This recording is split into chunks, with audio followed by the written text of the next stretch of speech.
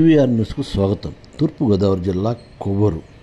ఒకవైపు మండే ఎండలు, మరొక వైపు గోదావరి నదీ పరివాహక ప్రాంతం ఆహ్లాదాన్ని తలపిస్తుంది. ఇదే ఈ యువకులను ఆకర్షించింది. రాజమండ్రి ప్రాంతానికి చెందిన గంధం హర్ష, నిడదవోలు చర్చిపేటకు చెందిన మత్తి ప్రకాష్ కుమార్లు సీతంపేట ప్రాంతంలోని గోదావరి నదిలో ఉక్కబోత సమయంలో గోదావరిలో స్నానానికి దిగారు. లోతు ఎంతో అంచనా వేయలేకపోయారు. వారికి ఈత రాదు. ఇద్దరు గల్లంతయ్యారు. విషయం తెలుసుకున్న వెంటనే మంత్రి కుందుల దుర్గేష్, డిఎస్పి దేవకుమార్, ఆర్డీఓ రాణి సుస్మితతో కలిసి ఆ ప్రాంతాన్ని సందర్శించారు. యువకుల కొరకు గజ ఈతగాళ్లతో అధికారులు గాలింపు చర్యలను చేపట్టారు. ఎంతకీ భారీగా లోతు ఉండడంతో యువకుల జాడ కానరాలేదు. 2 కుటుంబాల సభ్యులు కన్నీరు మున్నీరుగా విలపిస్తున్నారు. ఎన్డీఆర్ఎఫ్ బృందాలను పిలిపించి ఈ ప్రాంతంలో యువకుల మృతదేహాల కొరకు గాలింపు చర్యలను ముమ్మరం చేస్తున్నట్లు మంత్రి కుందుల దుర్గేష్ తెలియజేశారు. వారి కుటుంబాలకు ప్రభుత్వం అండగా ఉంటుందని, అధికారుల పర్యవేక్షణలో యువకుల మృతదేహాలను వెలికితీసే చర్యలను ముమ్మరంగా చేపడుతున్నట్లు కుందుల దుర్గేష్ తెలియజేశారు.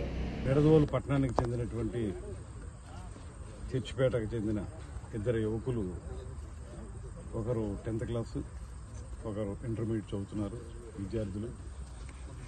వాళ్ళు ఇంకా కొంతమందితో కలిసి ఇక్కడ గోదావరిలో స్నానానికి రావటం, అందులో వారిద్దరూ కూడా లోతు తెలియక నీళ్ళల్లో దిగి మునిగిపోవటం, ఆ ప్రమాదంలో వాళ్ళు గల్లంతవటం జరిగింది. విషయం తెలిసిన వెంటనే హుటాహుటిని ఇక్కడికి రావడం జరిగింది. డిఎస్పీ గారు, నేను, ఆర్డీఓ గారు అందరూ అక్కడే ఉన్నాం. ఇప్పుడు ఫిషర్మెన్ అందరితో కలిసి, అదేవిధంగా స్థానికంగా ఉన్నటువంటి గజ ఈతగాళ్ళందరినీ కలిపి ఇక్కడ గాలింపు జరుగుతూ ఉంది. ఆ గాలింపులో ఇంకా ప్రయత్నం చేస్తూ ఉన్నాం. ఈ లోపలనే మళ్ళీ ఎస్డీఆర్ఎఫ్ వాళ్ళు కాకినాడలో ఒక టీం ఉంది, వారిని కూడా కాంటాక్ట్ చేసి వారిని కూడా పిలిపిస్తాం. మరో అరగంటలో వారు వస్తారు. దాంతోపాటు మరింత ఎక్స్పర్ట్స్ గజ ఈతగాళ్ళు ఎవరైతే ఉన్నారో వాళ్ళని కూడా పిలిపిస్తున్నాం. వారు కూడా ఒక 15 నిమిషాలు చేరుకుంటారు. అందరూ కలిసి గాలింపు తీవ్రతరం చేసి బాడీల్ని కలెక్ట్ చేయడానికి పెద్ద ప్రయత్నం చేస్తూ ఉన్నాం. కాకపోతే ఆ తల్లిదండ్రుల యొక్క బాధను చూస్తూ ఉంటే మనకి గుండె తరుక్కుపోతూ ఉంటాయి.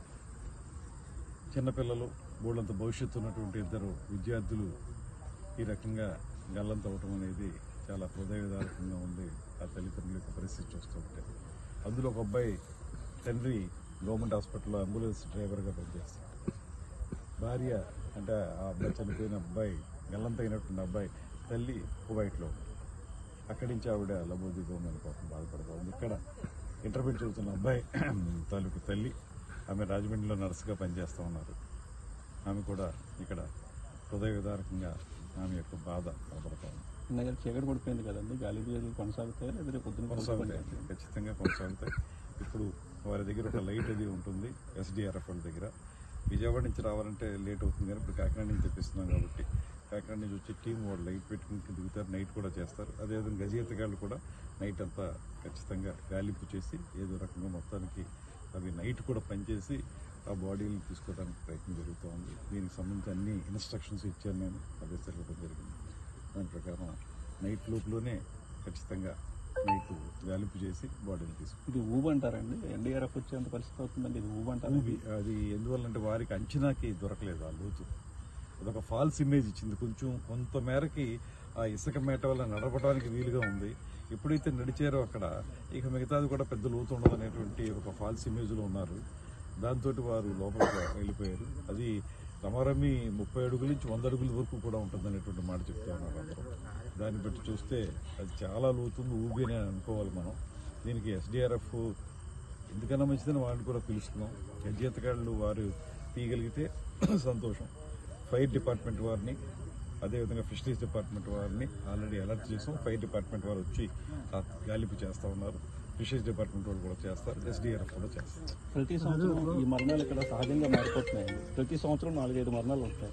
వీటికి పర్మనెంట్ సొల్యూషన్ ఏమైనా ఆలోచిస్తున్నారండి? దీనికి ఒక అవేర్నెస్ మాత్రం గట్టిగా ఇవ్వాల్సి ఉంటుందండి. దీన్ని పాఠశాలల్లోనూ కళాశాలల్లో కూడా విద్యార్థులకు వీటి మీద పూర్తి అవగాహన కల్పించే విధంగా కార్యక్రమాలు నిర్వహించాలి. లేకపోతే ఏమవుతుందంటే మీరు చెప్పినట్లుగా ప్రతి సంవత్సరం ఇది ఒక రివాజుగా మారిపోయింది. ఇక్కడ వచ్చి అందరూ చనిపోవటం, స్నానాల కింద రావటం, పాపం ఏదో ఉత్సాహంగా రావటం, తర్వాత చనిపోవటం. అదేవిధంగా ఈ మధ్యకాలంలో చూస్తే ఈ నిడదవోలు, కొవ్వూరు, ఈ పరిసర ప్రాంతాల్లో అనేక ప్రమాదాలు జరిగి పిల్లలు చనిపోవడం జరుగుతుంది. వీటి మీద ఒక సమగ్రమైనటువంటి కార్యాచరణని ఏర్పాటు చేసుకోవాల్సిన అవసరం ఉంది. దాని గురించి ఇప్పుడు మాట్లాడుతూ ఉన్నాం. తప్పనిసరిగా విద్యార్థులకి వారి చదువుతో పాటు వారి భద్రతా చర్యలు ఏ రకంగా ఉండాలి, నివారణ ఏ రకంగా ఉండాలనేటువంటి అంశం మీద కూడా కొంత అవగాహన కల్పించాలనేటువంటి ఆలోచన కూడా చేస్తా ఉన్నాం. తప్పనిసరిగా దాన్ని అమలు చేసి రాబోయే రోజుల్లో ఈ ప్రమాదాలు జరగకుండా చూసుకోవాల్సిన బాధ్యత మన అందరి మీద ఉంది.